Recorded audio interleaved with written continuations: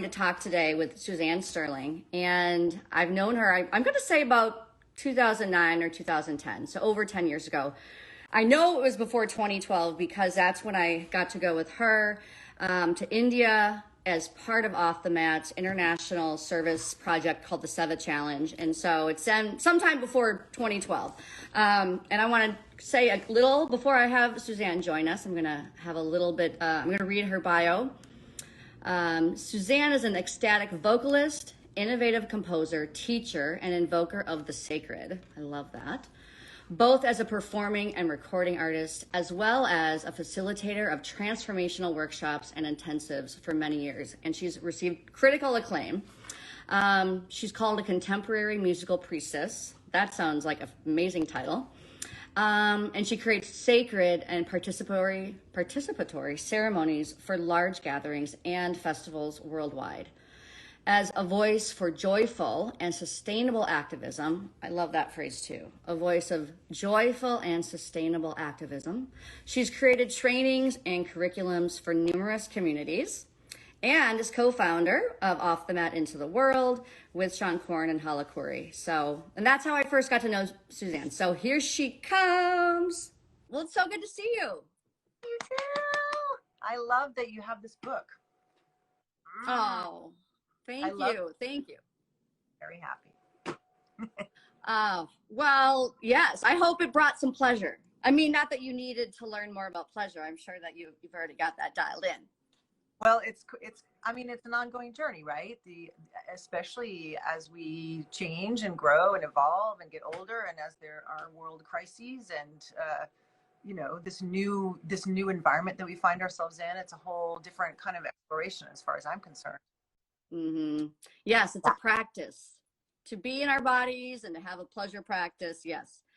Tell us a little bit about like some of your background and what your offerings are right now. Okay, so gosh, it's actually hard to describe what I do because I am a musician. I am a vocalist. I've been a musician for a long time, and I'm a ritualist, which means I create public ritual for connection, for aliveness, for embodiment, for activation, for justice.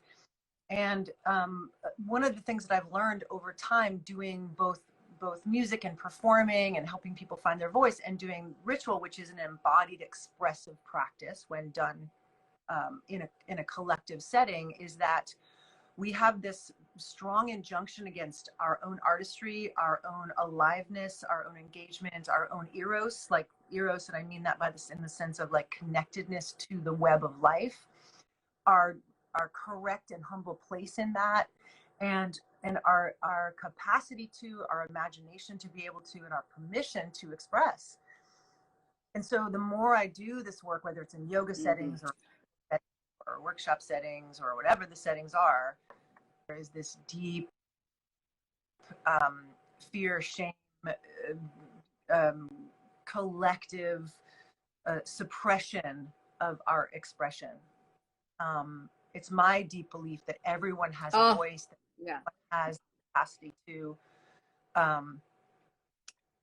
be an artist in their own life, right? And that power has been systematically, perhaps consciously taken away from us so that we are good consumers of entertainment culture.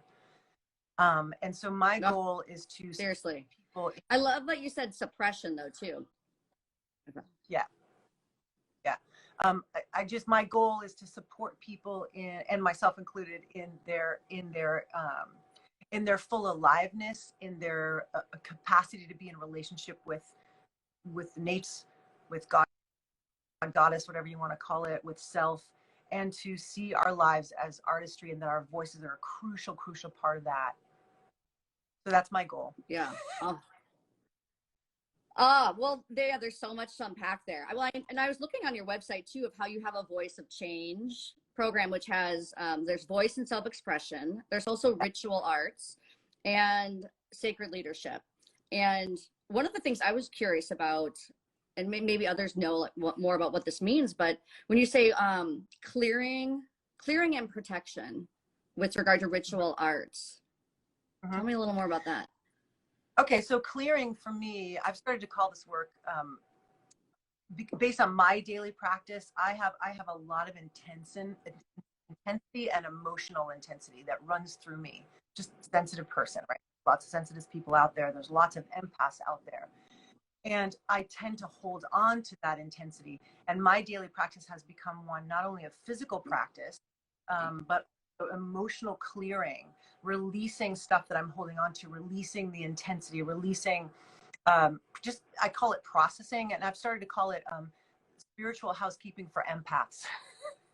Right. So what are the energetic practices that we need to do to keep releasing and letting go, to become a clear channel for whatever artistry wants to come through us, for clear communication with others, and then protection, because it's not always appropriate for me to be as open, as aware, or as energetically spongy as I am. Right. So if I'm in a beautiful place, that's fine. But if I need to go into a place where I know there's going to be all kinds of energies and personalities and ways of knowing, like we all do, like I can walk into a room and my belly will tell me, will give me information about what's there. And so the protection is about Yeah. just making sure that I have that I have a way to walk in the world where I'm not always at the mercy of being impinged by things, but I have a clear sense of my boundaries, where I begin and end. So that's kind of what that is about. Well, maybe I'll just chime in here too, of how kind of going back to the roots of when I first met you through Off the Mat Into the World. And I don't think that I would have ever said at the time that I was suppressed, but you really were so instrumental in helping me connect to my voice, not just in a way that's just, socializing, chit-chatting, but a voice that is as like a leader and as an agent of change, and the confident, not only the emotional elements of that, but really also almost the mechanics of it, as well as the emotional things that get in the way from using our voice, and voice in the form of not only auditory, but with dance, and expression and writing. And I'll never forget in India when we did have these moments of you playing the drums, and we would be dancing with some of the girls and women, and just singing and dancing. And so I have to, here it is years later, just say thank you again for that. And I really think that the work that you do out into the world, I know it helped me with my voice in my book and in other ways as a psychologist, but what are some of the is there other feedback that you can share as far as like what people have, gained an experience that have worked with you, like whether it be with the voice of change, or, I mean, there's probably so many testimonials, but maybe one or two that stick out the most. Well, there's personal stories about people being able to speak their truth maybe for the first time in their whole lives.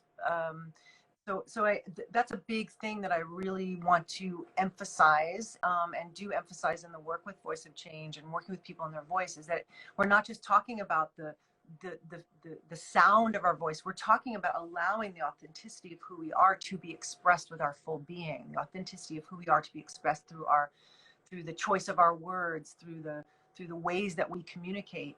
And that's an important piece for us to understand, that our voices matter, that they're crucial, that the ways that we communicate are crucial, that there's a lot of suppression of certain people's voices on the planet. There's suppression of women's voices. There's suppression of voices of folks of color. There's been systematic suppression of voices, individual and collective, and that liberation must include a dedication to one's own authentic truth, even if it goes against everything we've been taught, and that this is our life force deeply and profoundly, and allows us to step into, like you said, positions of leadership in a very different way.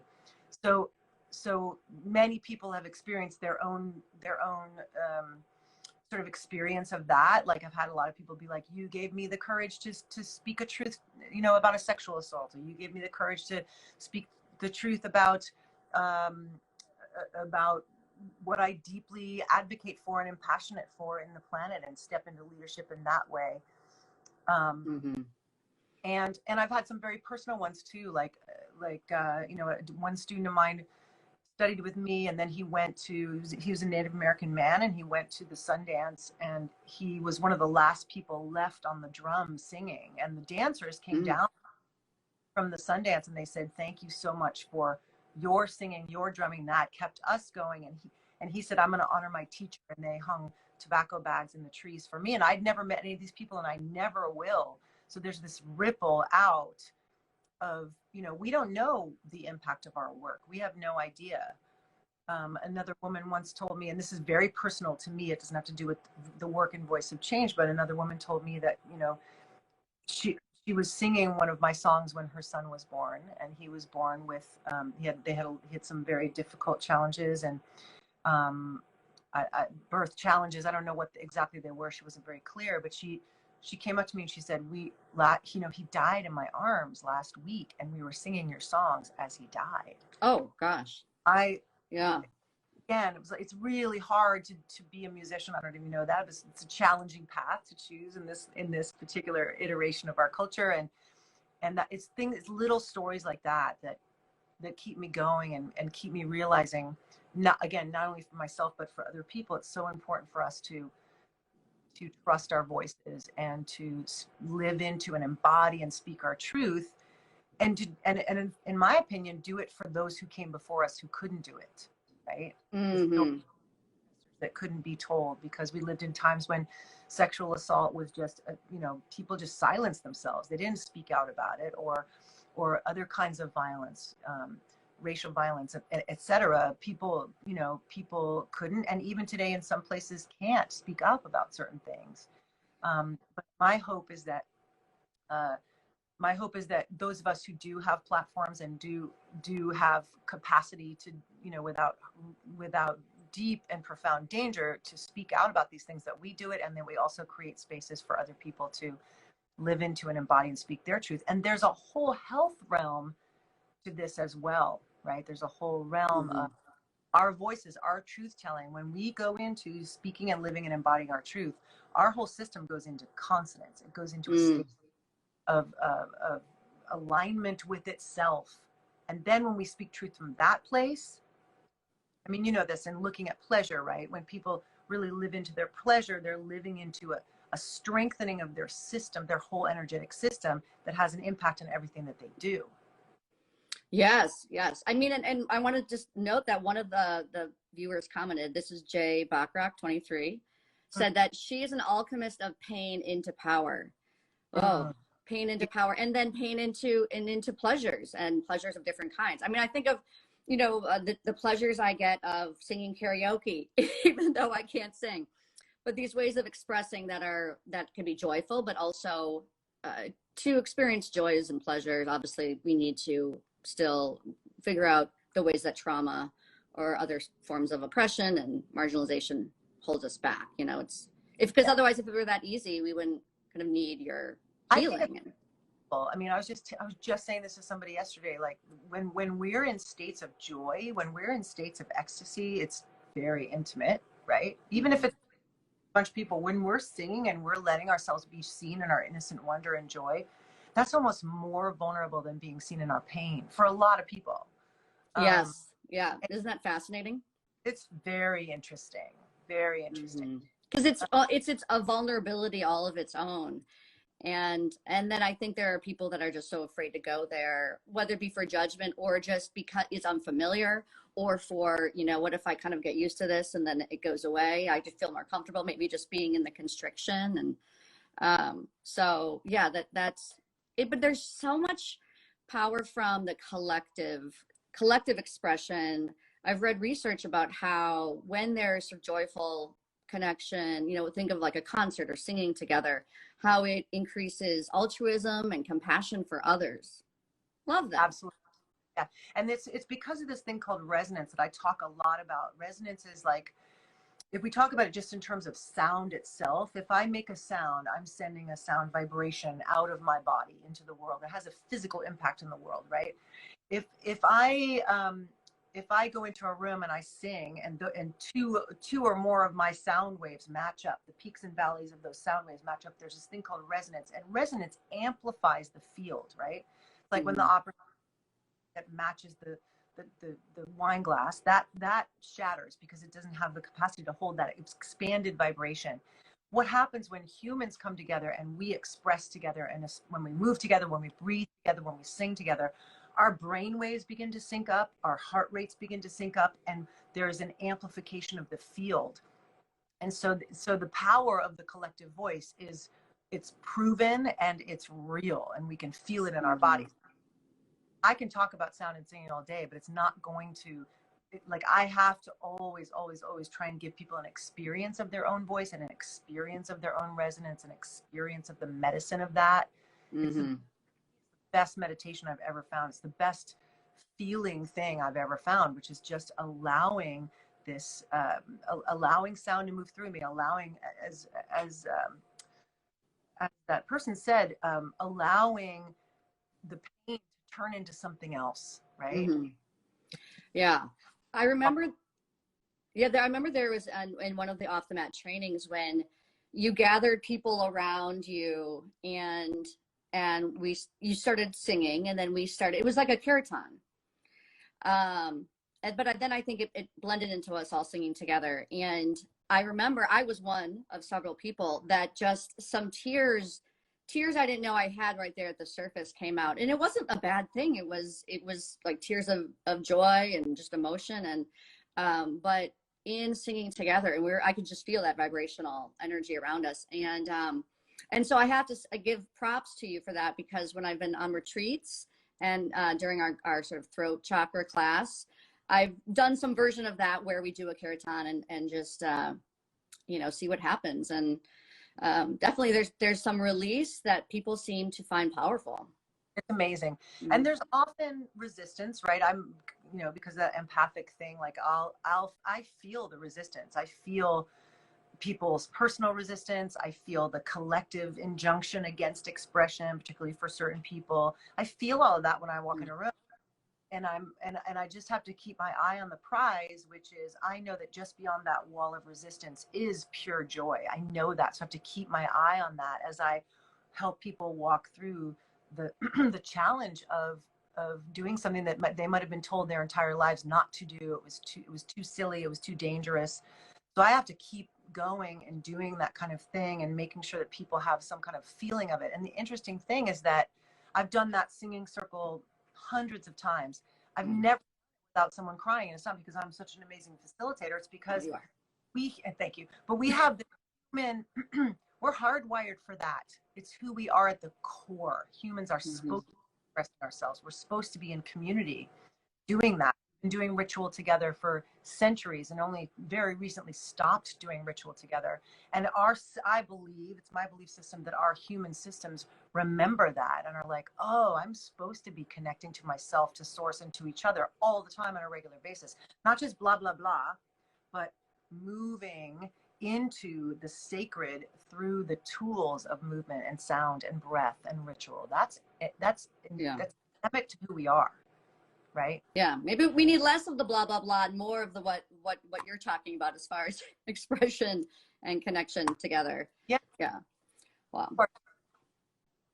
Because we have this idea that it's silly or that it's just an extraneous thing. It's just like a fun thing that we do on the side, as opposed to, no, this is central to our healing. Right. It's not just, just sort of lavish or silly. It is a medicine all of its own. Correct. Yeah. And it's to our healing, and it's crucial to our revolutionary liberatory work. It's crucial, right? So if I'm not able to find my voice, if I'm not able to find regulation and find expression in my voice, I'm not going to speak the truth that needs to be heard. I'm not going to be able to listen to you as you speak. We're not going to be able to have conversations across differences. There's really a lot to learn in how do we have really difficult conversations? How do we allow ourselves to be in states of challenge and difficulty, and also forgiveness and beauty and joy together? What does that mean? I want that. I miss that. That's this time, right? Here we are having this amazing conversation, and we can talk to people on Zoom. But I'm telling you, my life is significantly different. I had to pivot hard to get to this place where, I mean, on Zoom, you can't hear people singing together, and it's deeply disappointing to me. And I have a heartfelt missing of the medicine of community because of what the times that we're in. And we can still do it, yeah, but it's definitely not the same. Yeah. One thing that I think is powerful, just as a somatic psychologist, is this idea of like prosody. Are you familiar with that? Basically the science of how the sound of people's voice, the intonation, the decibel, all of the cadence, volume, etc., how it really lands in our nervous system when we hear that, and how there can be somebody whose voice, maybe somebody has to break up with somebody they're dating because their voice, the prosody, it triggers them. And I don't think anybody thinks about that when they're, going on their dating websites of like, I should really listen to their voice first before we meet. And it's a huge part of our erotic connection, our magnetic connection to people. The audio is a major, it triggers hormonal reactions in us, right? There are certain, like some yoga teachers can walk into a room and look at people's bodies and see where the energy is moving and where it's not. I can do that, and some other people can do that just from hearing someone's voice. I can hear where there's emotional flow and where there's maybe constriction, and that's a lot of what I'm with when I'm doing private sessions with them. And I help a lot of singers kind of unlearn what they've learned about, creating a singing voice and just get to the raw, naked underneath, which in my mind, when we're really embodied in our voice and our voices in our body and our bodies in our voice, when we've done some of that, we can use way less words to communicate to people, because they're not just hearing the concept of the words that we're speaking, they're hearing all of the truth that is embedded in the sound itself. And this is what the ancient yogis and many other cultures said. There are certain sounds themselves that open doorways of consciousness. There are certain sounds themselves that when we speak them, we're becoming something, right? Abracadabra means I become that which I speak. I didn't know that. 8, right? So there is something deep in there about the power of our voices to create, the power of sound. Many have an idea that sound is the first thing that happened in the universe and created all the other vibrational things. So when we're really living into and embodying our truth and our voice lands very differently for people, right? Yeah, I like how you said when our voice is in our body and our body's in our voice, thinking of that sort of embodiment here, and just how, it's not merely about linguistics and the word said, but how, the resonance is going to be, that's my new favorite word. It's also like, who am I being? It's sound allows us to tap into our being. So it's who am I? I'm doing something, and that changes the nature of the doing, and how and who I am being, right? We all know this. Anyone who does a spiritual practice, right? If I go into my spiritual practice, it's going to change the state of my being, and that's going to change the choices that I make and the words that I speak, and therefore the impact that I have. It's the same thing with living into our voices. This is why it's complicated for me to talk to people about what I do, because there is a physiological aspect to it, right? And it's a beautiful spiritual metaphor. How do I use my vocal cords? What does it mean? What does it look like? And for purposes of this conversation, what's the connection between the cranium and the sacrum? What's the connection between the vocal cords and the genital organs? Wow. Ooh, what can you expand on that? Yeah. Well, cranial sacral, right? What happens in the cranium happens in the sacrum and vice versa, right? So we have the bowl of the pelvis, we have the bowl of the cranium. And it's no joke that two of the most, I will just say, intense energy centers of the body are housed in these bowls. In Celtic mythology, they call the bowl of the pelvis the bowl of warming, or the cauldron of warming. The one in the center of the belly is the cauldron of vocation, and the one in the head and the neck is the cauldron of wisdom.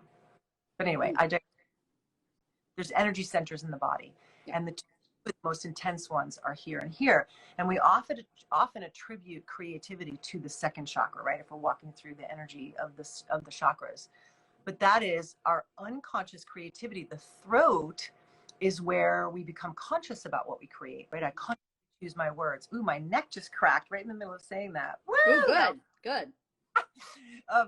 So there's this way in which we're connecting our relationship to divine will, our relationship with our own will, and we're choosing, we're making choices, and those choices are creative, and those choices create part of what we experience, right? But also vocal cords, if you ever looked at them, look up the vocal cords at some point. And there's even charts out there that are like, here's the vocal cords. They look very vaginal, very. And they're basically these two things that are going like this. They're opening and closing. That's what makes the sound wave. That's what turns the air into a sound wave and then comes out of our bodies, right? So there's that. Then there's also the part that said some of the people have figured out, some of the scientific community has figured out that the very thin internal strip on the vocal cords that makes that is made from the same part of the embryo as the genitals. So it's genital tissue in our throats. Yeah. And when I think of just the sensory element of that too, like then I wonder if it's more kind of sensitive skin or can receive pleasure in a different way, or we think of like when taste buds and what we swallow as well. So that type of pleasure center. Well, and I always say singing is supposed to be pleasurable. And if we're doing it correctly, if we set up the environment for success, if we do singing in a way that isn't harmful to us, which is, there's a whole bunch of things that need to be put into place for that to be there. Singing is deeply pleasurable. It doesn't hurt the throat. In fact, the throat is open. It's doing exactly what it's supposed to be doing, which is being in this wave and this flow and this crafting. We're just creating this environment, almost like becoming flutes. The sound is moving through us. It's a vibrational pattern that has an impact on our cells and our bones and our nervous systems.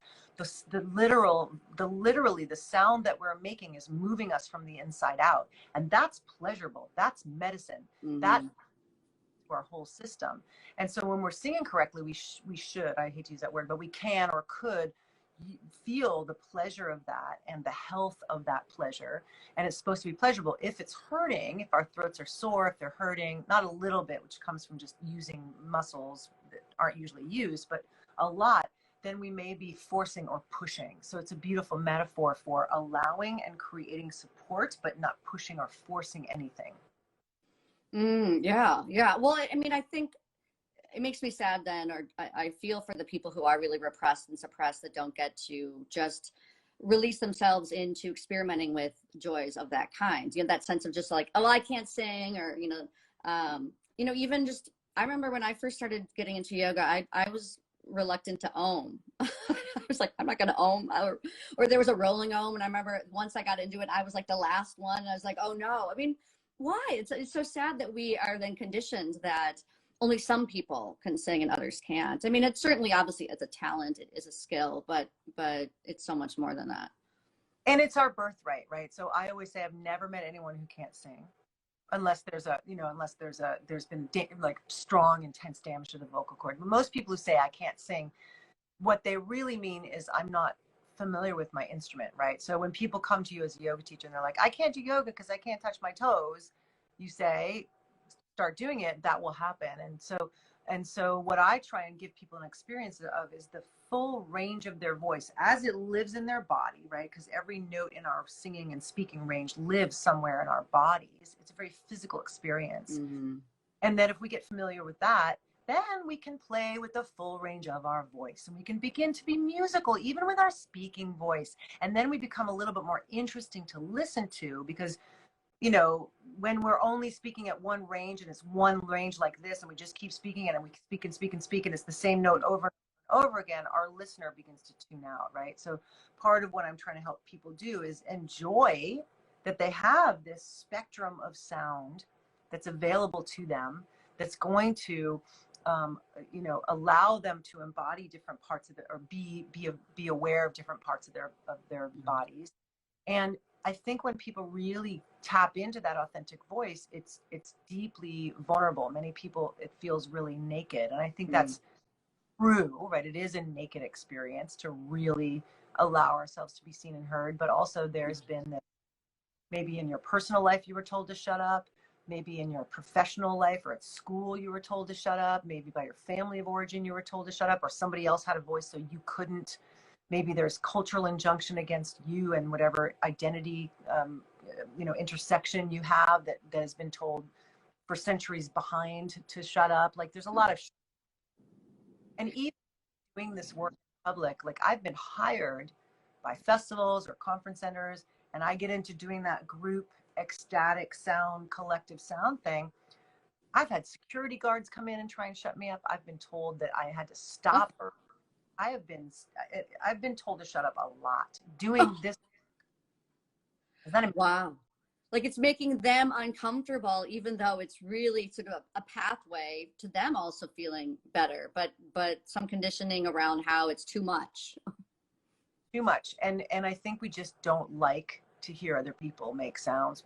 And I'm not saying there are some people out there who are too sensitive or their systems are too overwhelmed. And I've been here a number of times. Sometimes I'm like, there's too much sound, too much talking. I need to go be in silence, right? Yeah.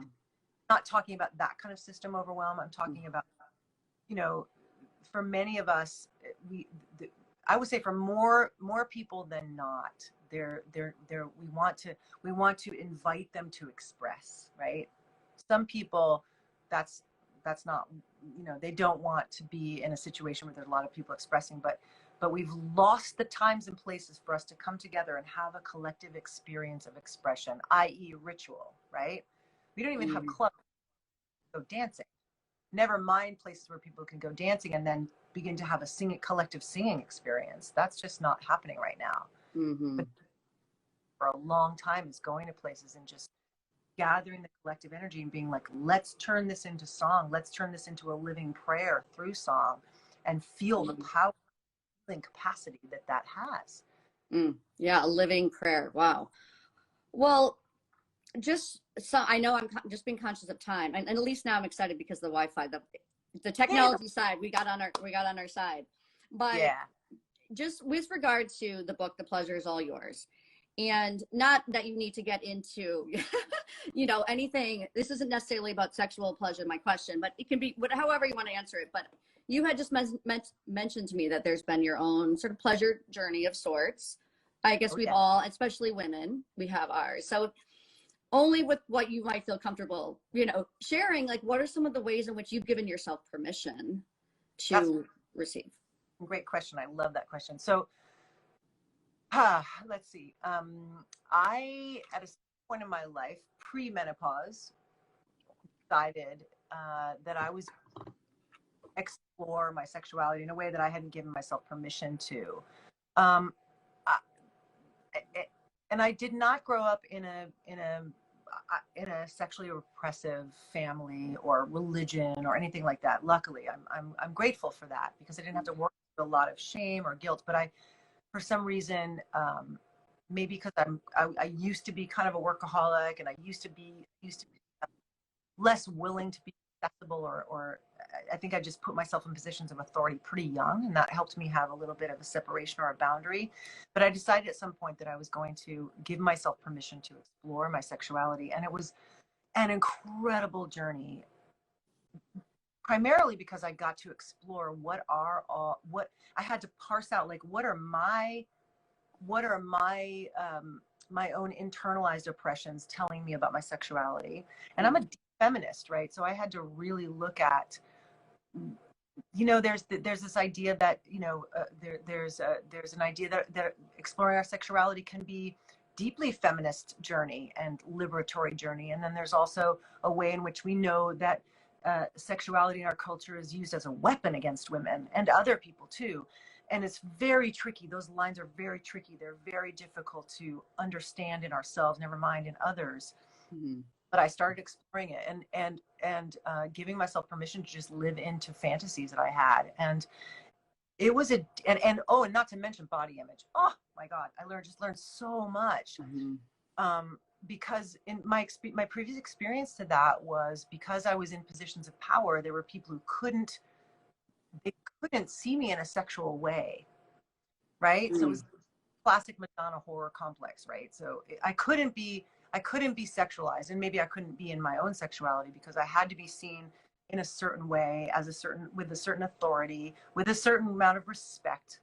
But then I also looked at, what does it mean for me to explore my sexuality and still have a ton of self-respect? And what if that self-respect has some aspects that are kinky, right? Or what if that self-respect has some aspects that are deeply into pleasure in a way that's very vulnerable and makes me have to be accessible? So I explored a lot of that, and I learned a lot. And one of the things I learned is that, you know, it was easier for people to be sexual with me if they didn't know me, the me that was in positions of authority and power.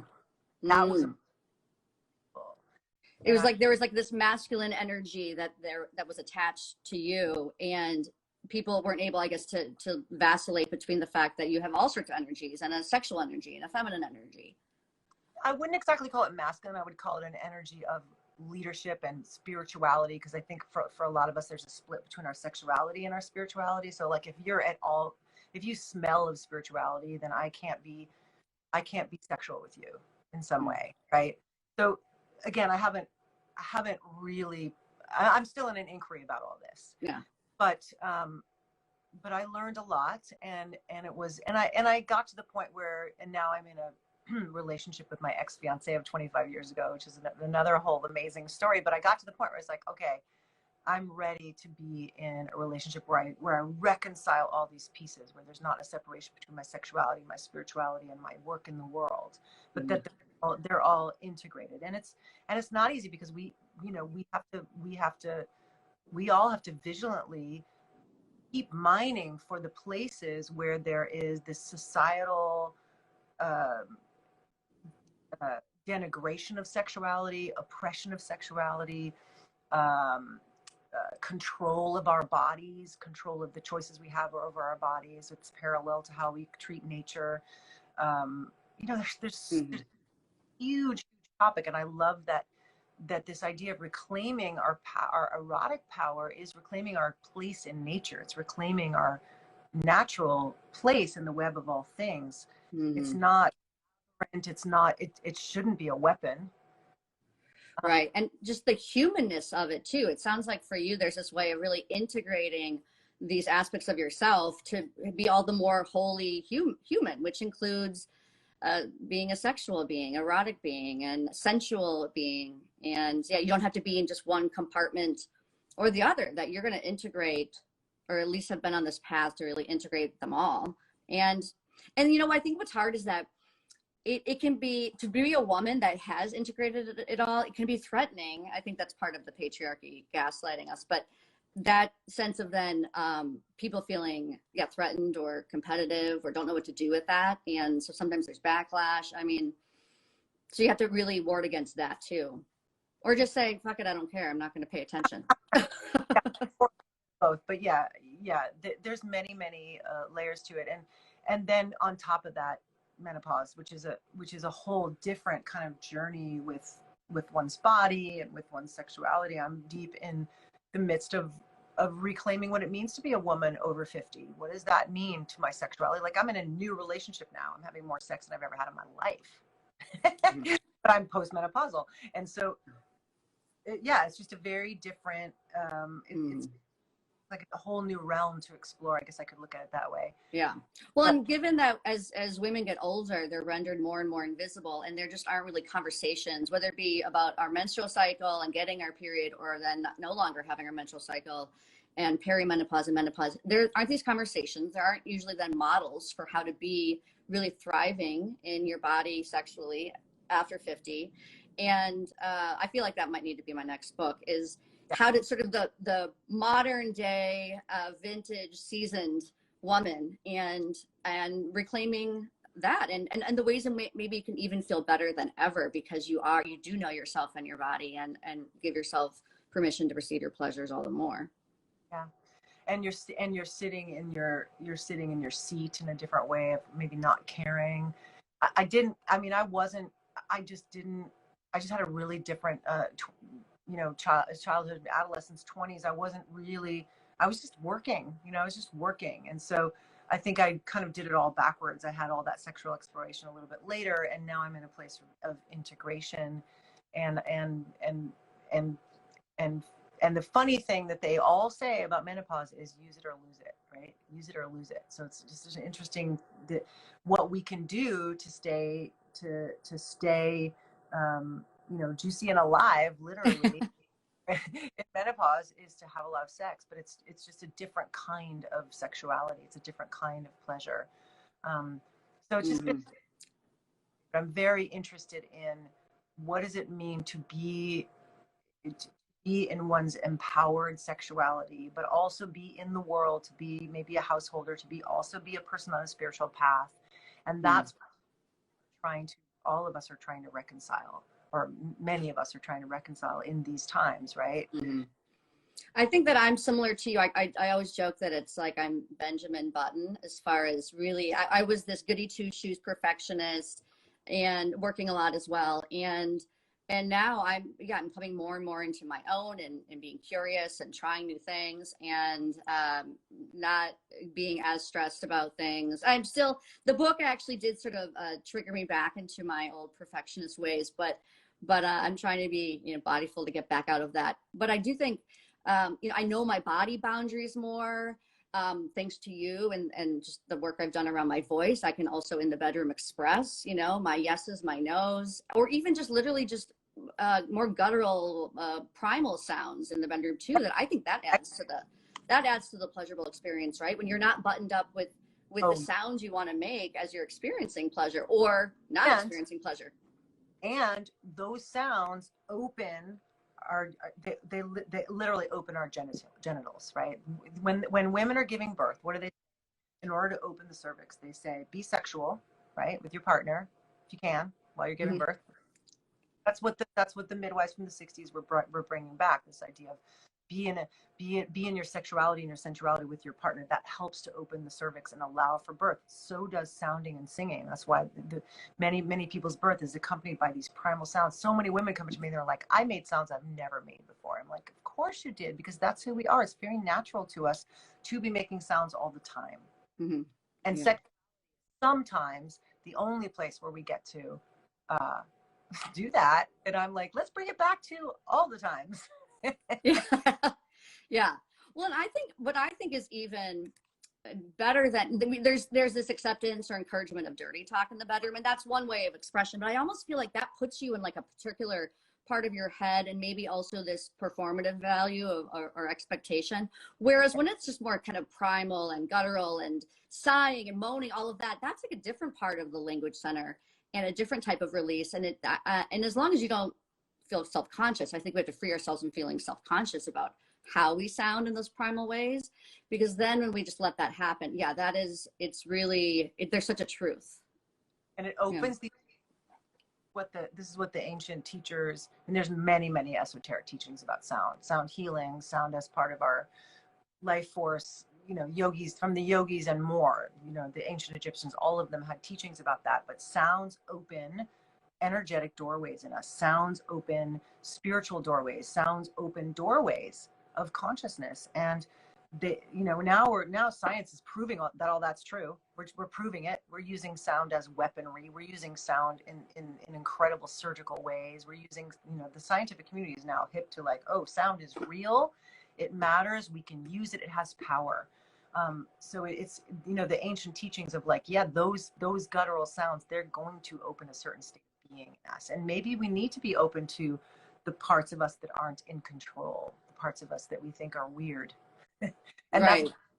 I'm always like, I'm just here to normalize really weird stuff. But sound to open doorways and vajayjays. That's what we can say. What's their love? Yes.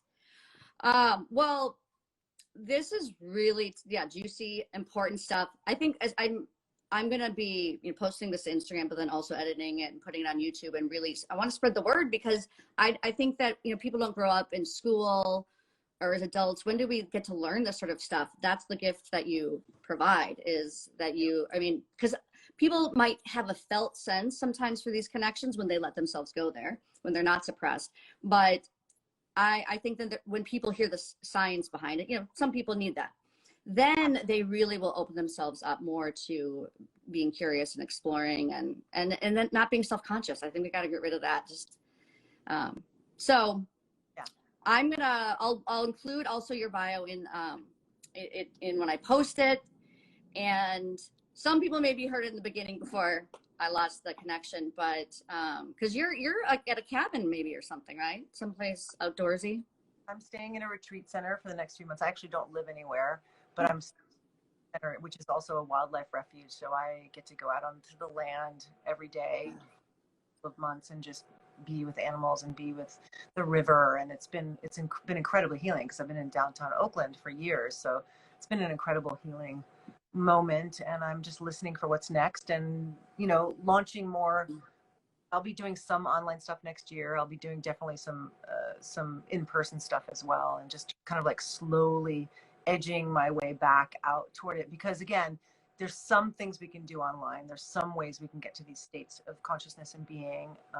And then there's other ways where we have to kind of gather and we have to kind of remember our visceral sense of community with each other, our visceral sense of co-creating living prayers, collective living prayers. Mm-hmm. And that is my job on this planet. Well, and I can't wait to get to share space, share voice and sound and play with you again at some point. We got to make this happen. Yeah. And once, maybe I'll do some sort of book event out in California too, and track you down. But Suzanne, thank you so much. I also, people need to not only go to your website, but also see your work through Off the Mat. And yeah, what a gift you are to us. What? I said, what a gift you are to all of us. Well, yeah, okay. Is under construction, but it'll be, if you want some more information about what I'm offering, and that should be coming out within the next month. It should be launching within the next month. Ooh, okay. There I'm expressing my satisfaction at this wonderful conversation with you, but it's really just so good to see you again. Thank you. Yeah. Love you. Okay. Bye, everybody.